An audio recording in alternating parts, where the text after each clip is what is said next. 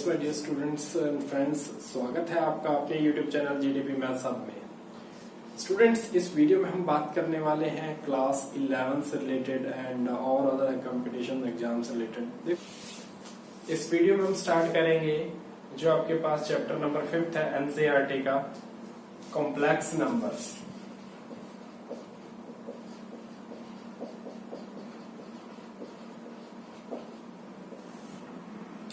तो स्टूडेंट्स, यही topic select करने का क्या रीजन है?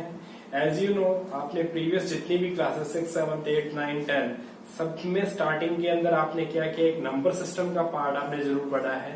और अभी तक हमने जो पढ़ा था वो आपके पास क्या था, रियल नंबर सिस्टम था। जो क्लास 10 तक आपने पढ़ा है वो नंबर सिस्टम कौन सा था, रियल नंबर का सिस्टम स्टडी किया था। अब देखो, उस कंसेप्ट के अंदर हमने क्वाड्रेटिक इक्वेशन हमने स्टडी की थी। उस क्वाड्रेटिक इक्वेशन के अंदर अगर आपके पास इस टाइप की इक्वेशन आती है, x² + 1 = 0, जिसका आपके पास डिस्क्रिमिनेंट की जो वैल्यू क्या आ जाती है, नेगेटिव आ जाती है, तो उसके लिए आपने जो कंसेप्ट लिखा था इसके रूट्स का, वो आपके पास रूट इसके आपने नो रियल रूट्स, इस टाइप की जो कंडीशन थी, उस कंडीशन में आपने क्या कहा था कि डिस्क्रिमिनेंट की वैल्यू क्या आ रही है, <0 आ रही है। उस कंडीशन में क्या होता है, नो रियल रूट्स होता है। सो स्टूडेंट्स, क्या इस रियल रूट्स के अंदर इसकी पॉसिबिलिटी नहीं है, लेकिन डिग्री इसकी 2 है, तो 2 डिग्री के लिए हमने पढ़ा, इसके जो आपके पास सॉल्यूशंस होंगे वो पॉसिबल 2 हैं। क्या ऐसी पॉसिबिलिटी है कि इसका सोल्यूशन निकल सकता है? रियल नंबर के अंदर तो ऐसा इसमें पॉसिबल नहीं था। सो स्टूडेंट्स, उसके बाद में हमारे पास जो आइलर साइंटिस्ट था उसने सबसे पहले इसके बारे में डिस्क्राइब किया था कि ऐसे इमेजिन नंबर्स भी हो सकते हैं जिनके सोल्यूशन हम इनसे इस टाइप की इक्वेशंस के सोल्यूशन हम उसके निकालते हैं। अब ये x² + 1 = 0, इस कंडीशन में आपके पास x² किसके इक्वल आया, -1 के इक्वल आया। इस कंडीशन में देखो स्टूडेंट्स, आपके पास कोई भी ऐसा रियल नंबर नहीं था जिसका स्क्वायर क्या आ जाए, नेगेटिव आ जाए। जितने भी रियल नंबर से उन सभी के लिए स्क्वायर उसका क्या आता है, > 0 आता है। तो उसके लिए आइलर ने जो डिस्क्राइब किया, उसने स्टडी किया, दैट इज -1। उसने एक नंबर की जो है इमेजिनेशन की थी और उसको हम क्या कहते हैं, आयोटा कहते हैं। ये आपके पास क्या कह रहा है, रूट में नेगेटिव नंबर -1 है, उसको हमने एक सिंबल दे दिया, आपके पास इमेजिनेशन के लिए आ गया। ये जो सिंबल था उसको हम क्या कहते हैं, आयोटा। प्रोनाउंसिएशन डिफरेंस हो सकते हैं, लेकिन ये क्या है, यहाँ पे एक आयोटा सिंबल दिया उसने। अब इसके अकॉर्डिंग क्या हो गया, अब ये जो आयोटा है वो इस इक्वेशन का क्या हो जाएगा, सोल्यूशन। अगर उसके अकॉर्डिंग अब हम देखें तो आयोटा का स्क्वायर कितना हो गया, -1। सो स्टूडेंट्स, तो ये आपके पास क्या है कि इमेजिनेशन का जो पार्ट था, अब उसके अकॉर्डिंग हम इन रियल नंबर्स को क्या करते हैं, एक्सटेंड करते हैं। तो रियल नंबर को एक्सटेंड करेंगे तो वो क्या बनेंगे, आपके पास कॉम्प्लेक्स नंबर्स बन जाएंगे। अब कॉम्प्लेक्स कैसे होता है, इसमें रियल और इमेजिनरी पार्ट दोनों क्या होते हैं, कंबाइन हो जाते हैं, इसलिए कॉम्प्लेक्स बनता है। और उसके लिए हम क्या कहते हैं, आपके पास लेट Z भी एक कॉम्प्लेक्स नंबर है। Z कोई भी क्या है, एक कॉम्प्लेक्स नंबर है, a + iB। ये Z = a + iB complex number की फॉर्म होती है, जिसमें a and b real parts होते हैं, इसके रियल नंबर्स होते हैं, वेयर a b ये क्या होते हैं, रियल नंबर होते हैं। रियल पार्ट हो गया इसका, ये पार्ट जो इसका क्या हो गया, ये रियल पार्ट हो गया, रियल Z से लिखते हैं इसको। और ये जो पार्ट हो गया आपके पास इमेजिनरी पार्ट हो गया, तो ये इमेजिनरी Z से रिप्रेजेंट होता है।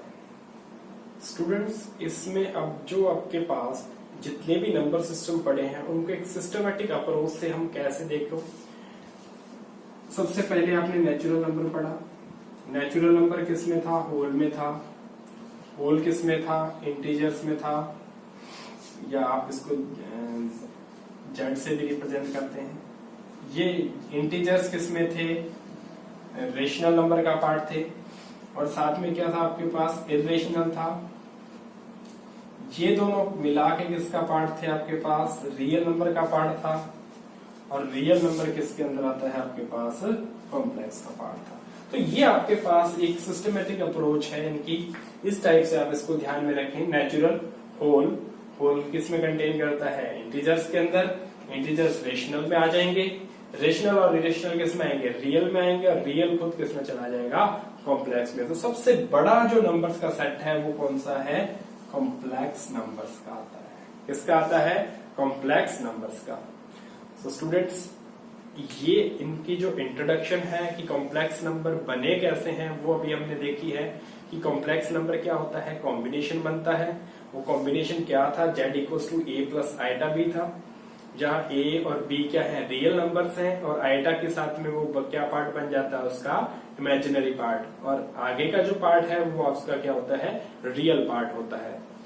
नेक्स्ट देखते हैं हम इनकी अलजेब्रा। अलजेब्रा का मतलब एडिशन सब्ट्रैक्शन, क्या इनके सेम रहते हैं या इनमें कुछ चेंज होता है। Students, equality of complex numbers, कि कॉम्प्लेक्स नंबर इक्वल होंगे तो कैसे होंगे। देखो a प्लस आइटा b,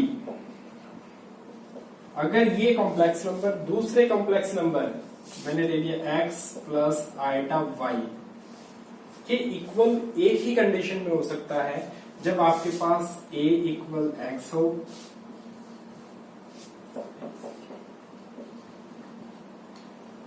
दूसरा आपके पास b इक्वल हो y के। उसी कंडीशन में ये क्या हो सकते हैं, दोनों इक्वल हो सकते हैं। नेक्स्ट देखो students, addition of complex numbers. Complex numbers का हम एडिशन कैसे करते हैं। दो कॉम्प्लेक्स नंबर हैं Z1 एंड Z2। Z1 है उसको हमने लिखा A1 प्लस आइटा B1, और Z2 को हमने लिखा A2 प्लस आइटा B2। तो इनका एडिशन कैसे होगा, Z1 प्लस Z2 किसके इक्वल आ गया, A1 plus iota B1 plus A2 plus iota B2। देखो इसमें क्या होता है, एडिशन में जो रियल पार्ट है वो अलग ऐड हो जाएंगे और इमेजिनरी पार्ट अलग ऐड हो जाएंगे। A1 plus A2 plus iota common आ गया यहां से, B1 plus B2। A1 B1 A2 B2।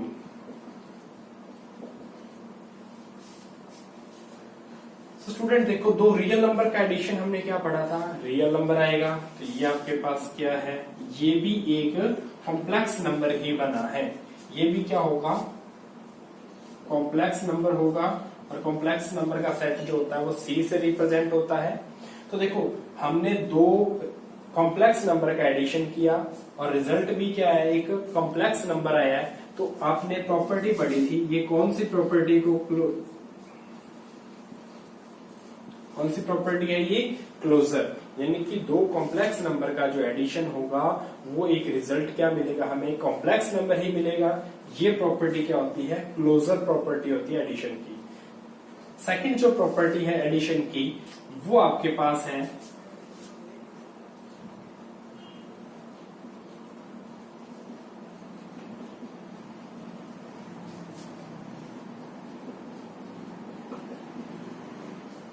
ये एडिशन हमने किया, हमें ये रिजल्ट मिला था। अब हम इसका ऑर्डर चेंज करते हैं, Z2 plus Z1।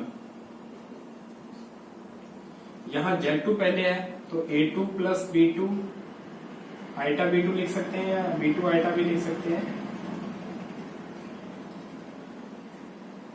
Plus A1 plus iota B1। देखो सेम एडिशन उसी टाइप से होगा, जिसको हमने लिख दिया A2 plus A1 plus iota B2 plus B1। अब देखो यहां आपको पता है A1 A2 क्या है, रियल नंबर्स हैं, तो इनके जो अंदर रियल नंबर्स के अंदर एडिशन की कॉम्यूटेटिव प्रॉपर्टी होल्ड करती है। सो ये हम क्या लिख सकते हैं, A1 plus A2 plus iota B1 plus B2। देखो ये वैल्यू किसकी थी आपके पास, Z1 प्लस Z2 की, तो ये क्या बन गया आपके पास, कौन सी प्रॉपर्टी होल्ड कर गई, Z2 प्लस Z1 किसके इक्वल आ गया, Z1 प्लस Z2 के। ये होती है आपके पास कॉम्यूटेटिव प्रॉपर्टी। एडिशन की कॉम्यूटेटिव क्या करती है, होल्ड करती है।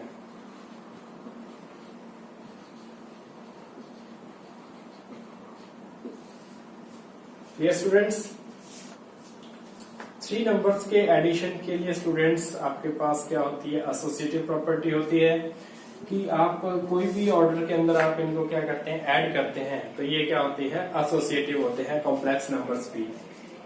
नेक्स्ट हम बात करते हैं एडिटिव।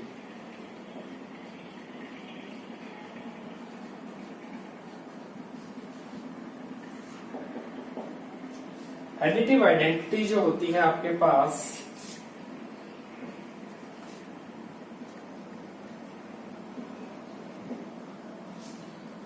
कि Z1 में क्या ऐड करें कि रिजल्ट क्या आ जाए आपके पास, वापस Z1 ही आ जाए। इस जो आपके पास कंडीशन को हम क्या कहते हैं, आइडेंटिटी एलिमेंट की कंडीशन कहते हैं। तो ये बिल्कुल आपके पास, अगर मैं एक ऐसा कॉम्प्लेक्स नंबर फाइंड आउट कर सकता हूं, बिल्कुल कर सकता हूं, 0 प्लस आइटा 0 क्या आ जाएगा, Z1 की जो भी वैल्यू होगी वापस सेम क्या हो जाएगी, रिपीट हो जाएगी। अगर आप प्रोसेस में करके देखना चाहते हैं तो बिल्कुल हो सकता है A1 प्लस आइटा B1 या A प्लस आइटा B, वो 0 प्लस 0, A1 प्लस 0 क्या आ जाएगा आपके पास, A1 ही आएगा, B1 प्लस 0 भी क्या आएगा, B1 ही आएगा, तो सेम रहेगा।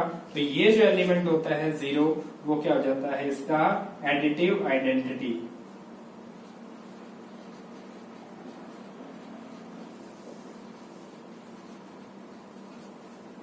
ठीक है, इसको 0 प्लस आइटा 0 भी लिख सकते हैं, 0 लिखा हुआ है, ये इसका मीनिंग है 0 प्लस आइटा 0।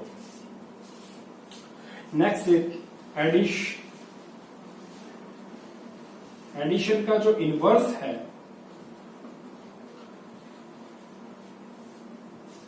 स्टूडेंट्स ये प्रॉपर्टी करवाने इसलिए इंपॉर्टेंट है क्योंकि डीप कंसेप्ट का अगर हमें डीप नॉलेज है तो हम किसी भी कंपटीशन को फाइंड कर सकते हैं, या कहीं मिड में कहीं कंसेप्ट आता है तो हम उसको इजीली गेन कर लेते हैं। अदरवाइज हमें क्या होता है, थोड़ा सोचना पड़ता है ये चीज बनी कैसे। अगर हमें ये बेसिक कंसेप्ट इजीली आते हैं तो हमें इतनी दिक्कत नहीं आती।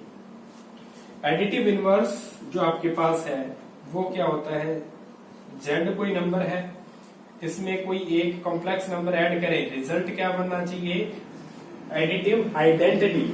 यहाँ हमारे पास एडिटिव आइडेंटिटी क्या थी, 0 थी, तो मैंने क्या लिख दिया, 0 लिख दिया। तो इसके अंदर क्या बनाए, यहाँ क्या ऐड करें कि रिजल्ट क्या आ जाए आपके पास। मान लो मैंने इसके अंदर A ऐड कर दिया और रिजल्ट क्या बनना चाहिए, 0। तो देखो यहाँ इसकी वैल्यू रखेंगे A plus iota B plus A equal आ जाएगा आपके पास 0।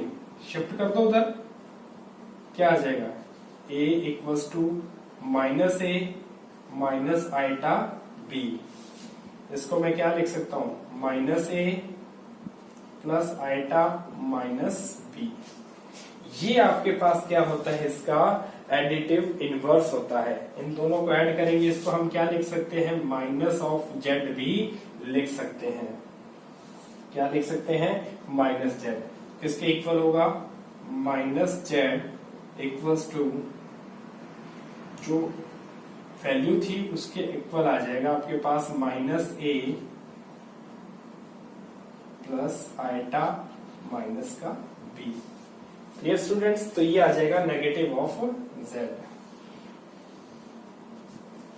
इसका सिंबल्स, उसके जो आपके पास रियल नंबर पार्ट्स थे A एंड B, उनके आगे आपके सिंबल क्या हो जाएंगे, चेंज बन जाएंगे। वो क्या हो जाएगा, उसका नेगेटिव Z बन जाएगा। वो क्या होता है, उसका एडिटिव इनवर्स होता है। सब्ट्रैक्शन ऑफ कॉम्प्लेक्स नंबर्स के अंदर सेम एडिशन वाली ही कंडीशन हो जाएगी। जैसे Z1 प्लस आपने Z2 किया था, यहाँ इस बार माइनस हो जाएगा Z1 माइनस Z2। तो इसको मैं क्या लिख सकता हूँ, Z1 प्लस माइनस Z2 लिख सकता हूँ। और अगर यही कंडीशन सेम बनेगी तो क्या बन जाएगा आपके पास, A1 plus iota B1 plus -a2 plus iota -b2। उस कंडीशन में अब एडिशन हमने क्या था, हमने कहा था कॉरस्पॉन्डिंग उसके रियल पार्ट्स और इमेजिनरी पार्ट्स क्या हो जाएंगे, ऐड हो जाएंगे। तो ये बन जाएगा a1 minus a2 plus iota b1 minus b2। तो जो आपके पास सब्ट्रैक्शन होता है, सब्ट्रैक्शन भी क्या होता है, कॉम्प्लेक्स नंबर का रिजल्ट हमें क्या मिला है, कॉम्प्लेक्स नंबर मिला है सब्ट्रैक्शन से। तो ये भी क्या है कि क्लोजर प्रॉपर्टी को होल्ड करता है। एज यू नो, तो रियल नंबर्स के अंदर आपके पास एसोसिएटिव या कम्यूटेटिव वाली जो प्रॉपर्टी है इसके अंदर वो फॉलो नहीं करती, तो ये कॉम्प्लेक्स नंबर के अंदर भी सब्ट्रैक्शन के लिए फॉलो नहीं होती।